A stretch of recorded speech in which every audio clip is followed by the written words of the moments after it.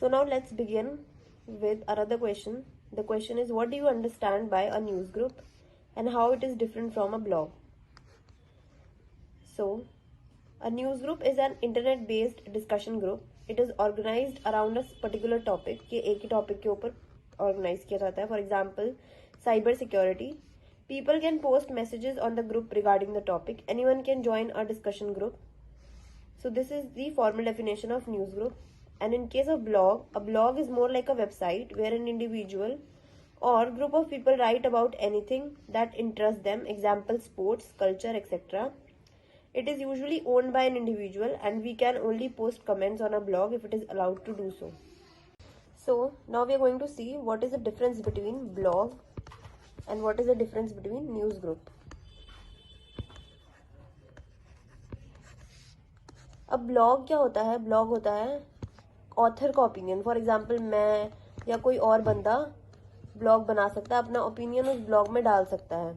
तो मेरा ओपिनियन जो होगा सिर्फ वही ब्लॉग में लिख सकते हैं. But in case of news group, it is a group of people involved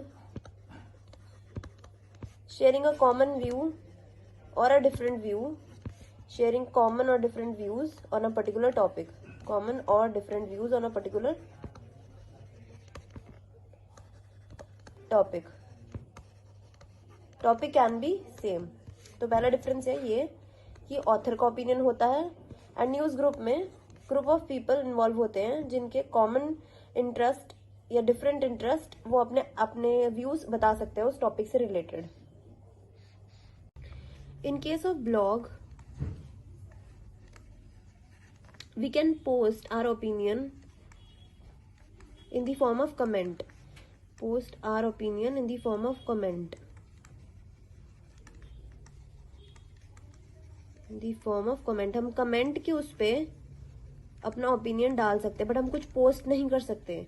but एक न्यूज ग्रुप के अकॉर्डिंग हम अपना ओपिनियन उधर पोस्ट कर सकते हैं. मेरे को अच्छा लग रहा है, मेरे को बुरा लग रहा है, मैं अपना ओपिनियन पोस्ट कर सकती हूँ एक न्यूज ग्रुप में. ठीक है. और ये एक इंडिविजुअल ओन करता है but a news group of people own करता है. सेम इंटरेस्ट हो सकता है, डिफरेंट इंटरेस्ट हो सकता है, वो डिपेंड करता है. ब्लॉग के अंदर हम अपना जो भी, फॉर एग्जाम्पल मेरे को ब्लॉग का कुछ पार्ट अच्छा लगता है तो मैं कमेंट के तौर पे उसको लिख सकती हूँ. But in case of news group मैं उसको अपना ओपिनियन पोस्ट कर सकती हूँ. तो मेजर डिफरेंस बिटवीन ब्लॉग और न्यूज ग्रुप यही है. So now the next question is, define internet and write two uses in our daily life. How is it different from the world wide web? www से internet क्या different होता है? तो इसके according answer है, internet is a world wide network of interconnected computers and networks and other devices. It provides us a very easy, fast and convenient way to access any type of information. It uses Indian standard internet protocol, TCP और IP. Internet is network of network, मतलब thousands of network connected together is called internet. ये एक ऐसा network है जिससे computers around the world एक common software protocol use करके data transmit करते हैं. कॉमन सॉफ्टवेयर यूज करके डेटा ट्रांसमिट होता है.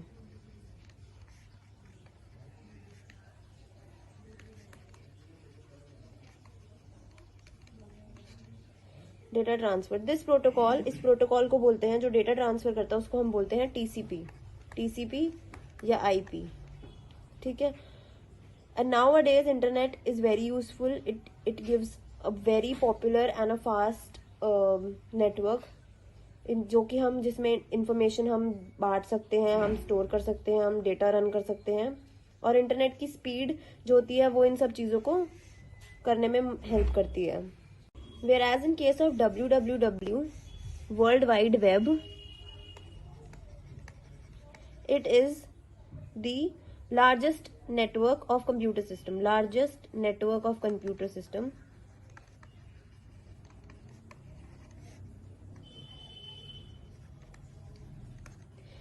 ये एक रन करता है एक प्रोटोकॉल के ऊपर जो कि सेट ऑफ रूल्स होते हैं.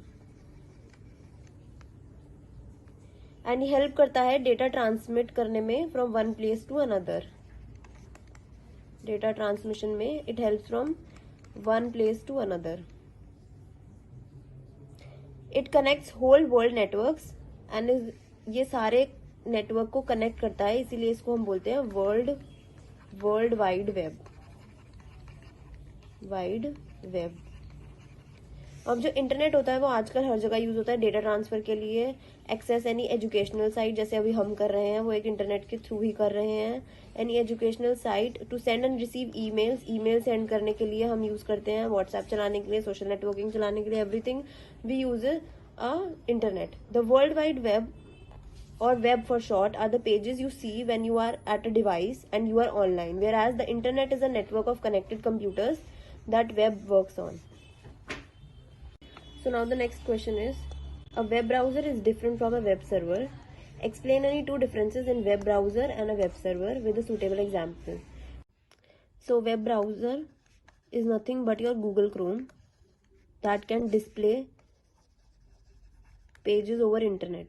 गूगल क्रोम, हम गूगल क्रोम में भी type anything, any page we want to see and that gets displayed, तो उसको हम बोलेंगे कि वो एक वेब ब्राउजर है। हम ब्राउज कर सकते हैं इन्फॉर्मेशन एक वेब के ऊपर, तो उसको हम बोलते हैं web browser. Whereas in case of web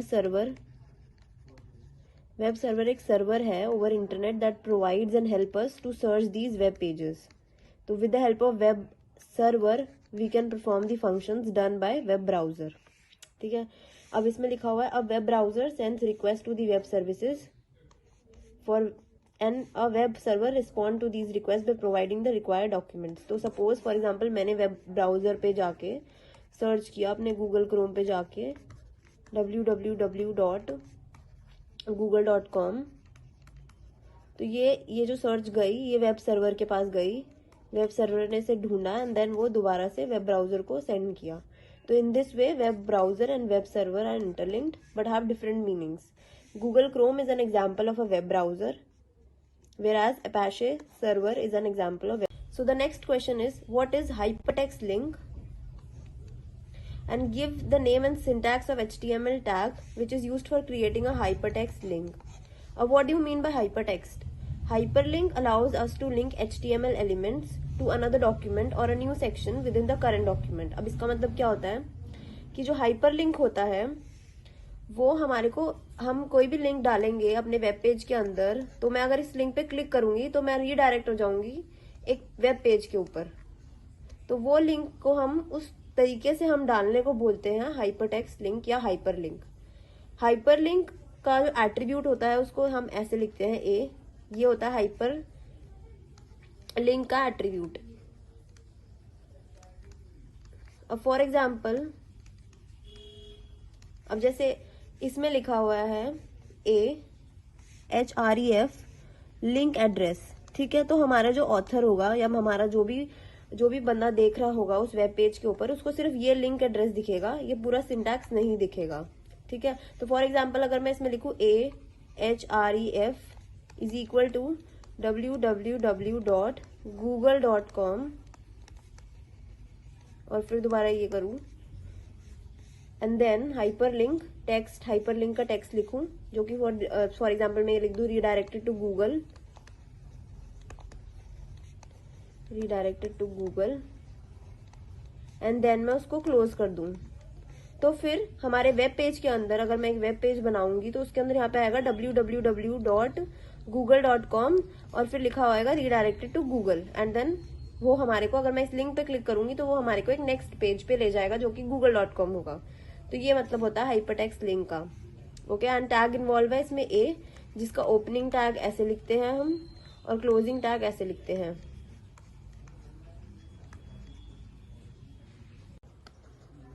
What is e-learning and explain any two merits of e-learning. E-learning मतलब e का मतलब होता है electronic learning, can be defined as a learning system which makes use of electronic resources, mainly computers and the internet.